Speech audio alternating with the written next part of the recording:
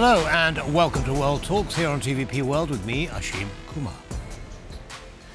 Poland's Prime Minister Donald Tusk has strongly criticised his Hungarian counterpart Viktor Orban after Budapest gave asylum to a Polish politician accused of fraud. Marcin Romanowski has been accused of 11 crimes related to fraud carried out on a special fund that he oversaw in his role as a Deputy Justice Minister in the last peace-led government in the years 2019 to 2023. What does this tell us about enforcing the rule of law in the EU, and what can we expect going forward? Well, to explore these questions, we're joined by András László Pap, Professor at the Central European University. Thank you very much for taking the time. Welcome. Thank you for having me. Thank you. Okay, I'd like to start off with a quotation from Prime Minister Donald Tusk on X, social media. He says, "Prime Minister Orban does not like accountability. He told me so directly when explaining the asylum decision." What do you read into that post? I mean, actually, the situation cannot be more absurd and ironic than it is. Basically, the argument of, there's very little communication. First of all, Prime Minister Orban, the first issue was mentioned in a semi-closed dinner of a political foundation. And then when Mr. Romanowski was not named, particularly, but then it was later confirmed by the chief of staff of Orban, and then later on he himself have commented. And basically the argument was that what is happening in Poland is what Orban referred to as a martial law, rule of law procedure that is currently, because this is an unprecedented event that one EU member state would actually grant political asylum to another EU member state citizen. And basically the argument is that, well, there are serious rule of law concerns in Poland. Ironically, the Article 7 EU rule of law procedure has been ended against Poland, and of course it still goes on against Hungary. But that's Orban's, so it's a peculiar twist of rhetoric. He says that, well, what's actually happening in Poland is a martial law type of rule of law procedure where formal government representatives and government members do not have the protections of rule of law in Poland, and Hungary has no choice but to offer asylum to. This is beyond the absurdities beyond to be commented on. Right.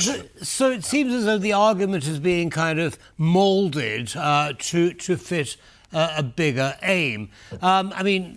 Simply put, the fact that there's a European arrest warrant out for Mr. Romanowski contradicts what Prime Minister Orban has just said, i.e. It proves that there is EU approval of this decision to arrest Romanowski, which contradicts the suggestion that there's martial law in Poland. Would you agree? Agree with Orban, or agree with, yes. I think, again, the political rhetoric is beyond anything that could be rationally, and especially, that could be, analyzed in a meaningful way from a legal perspective and a legal point of view. I think this is just, a next level of political rhetorics that again is, should escape any intellectual analysis, I think.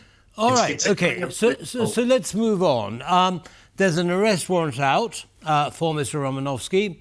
It seems that it simply cannot be enforced. What happens next?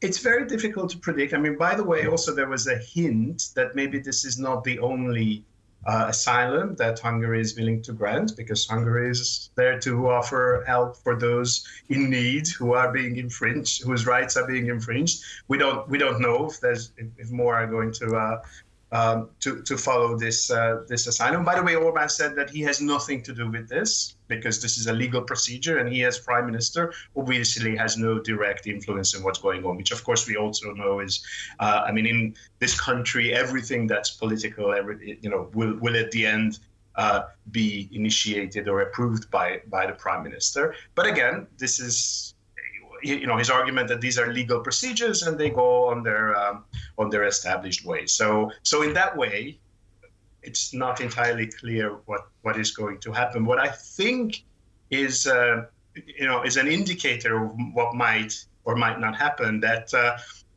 Orban has always described his policies as a peacock dance, a dance that the peacock would do, moving back and forth and engaging in this legalistic debate with the EU regarding the rule of law, etc. What actually now we have seen that this is a new level.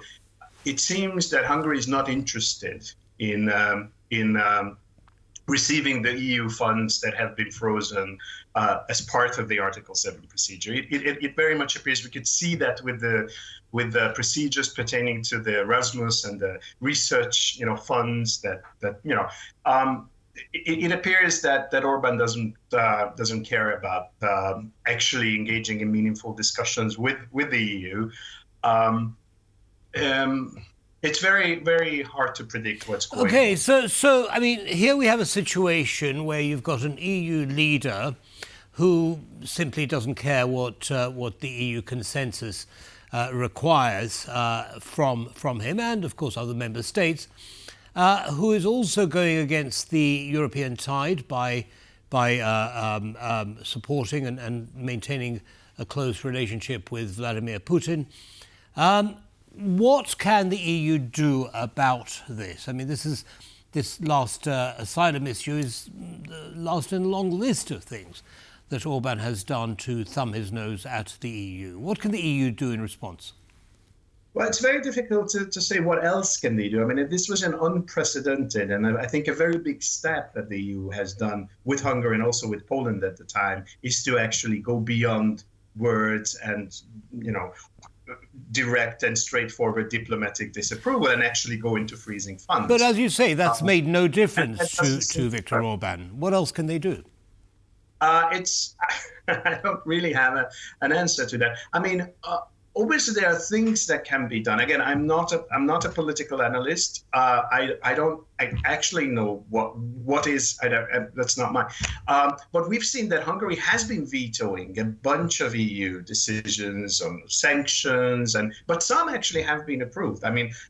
Russia just this week has actually stated that Hungary is not an entirely friendly country because of the EU with some sanctions being approved and supported by Hungary. So some have been vetoed, some not. I think the key to this is, what actually goes in behind the closed doors of negotiations that actually, in some cases, whether it's immigration, whether it's asylum, whether it's sanctions, some cases Hungary will not and did not veto among the many that Hungary has done. But that's clearly not out in the public, and those debates are not actually transparent. See, because there is another aspect to this, and that is that for some major resolutions that the EU wants to implement have been held up by dissent from Hungary and or Slovakia. What, therefore, does this tell us about the effectiveness of the EU in terms of making political action happen? Well, again, that's very difficult to tell. It's a very frightening scenario for someone living in a country. It's what we face. It's what we face, no? But there has always been a talk, for many decades, even before this whole, democratic U-turn phenomena from Poland and Hungary and all the others, that there's going to be a two-speed Europe, and then but so far this has actually not happened in as far as the legal, as far as the the political construction of the EU works. I mean, at the end of the day, if this continues and if this reaches a point, then I mean, 5 years ago, no one thought that an Article 7 procedure, including a freezing of financial contributions, would be would be a realistic political option. So we actually, do see significant developments in where the EU is going. One can only predict that, this could be but again, at this point, this is all a futuristic, Understood. Academic probability. Understood. Now, do you think another possibility, or maybe even a probability, might be a change to the EU's constitution, which allows resolutions to be passed by majority vote rather than by unanimous vote?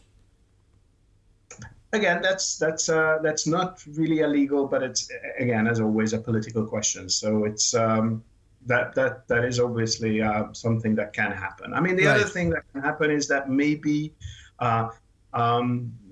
currently where the Hungarian political tide is going, that there is for the first time in 14 years there is a chance that Orban will actually lose the next elections. And maybe before going into something extremely radical, a nuclear reconstruction, redesign of EU, constitutional legal designs, maybe a few more months of probation or a waiting period is still acceptable for the EU. This is also something that may be in the Understood. Now, just briefly, in the last couple of minutes that we have left, Professor, how would you assess Viktor Orban's political position within Hungary? It's, I mean, there is quite a significant difference between polls that are close to the government and the independent ones. But one thing is certain: in the past few months, for the first time, a political force have emerged with one. It's very similar to Orban in this sense. Basically another one-man show, an extremely charismatic contender is out there, who has, for the first time again, a very serious potential threat to Orban losing power. The economic prospects are not very good to support a fight back and resilience for Orban. So the first time this actually may be in the games after a century and a decade and a half. Sorry, not century. And the opposition, what is their attitude towards the European Union? Very quickly, if you would, please, Professor. I think, the TISA party is clearly a pro-EU. It would be, at this point, what we can expect would be something very similar to what is happening in Poland. That is the prospect if there was an election that Orban would actually lose. And of course, there's all these speculations of, well, first of all, whether Orban would actually be going along a peaceful transition of political power, because this is, we've never actually had this issue. But the other issue is, of course, and that's different from Poland, is the degree of how the Orban regime is cemented into not only the political, but also the legal design or the legal construct. I mean, many laws require a 2/3 majority decision in parliament, which, even if there is a victory for the opposition, but it does not include 2/3. So that's actually very difficult to... Understood. Professor Pap, unfortunately, we're going to have to end it there, but thank you very much for sharing your analysis with our audience. Have a good day, sir. Thank you, and Merry Christmas. Thank you. Same to you. Bye-bye now. And that's all from us in this episode of World Talks. Goodbye.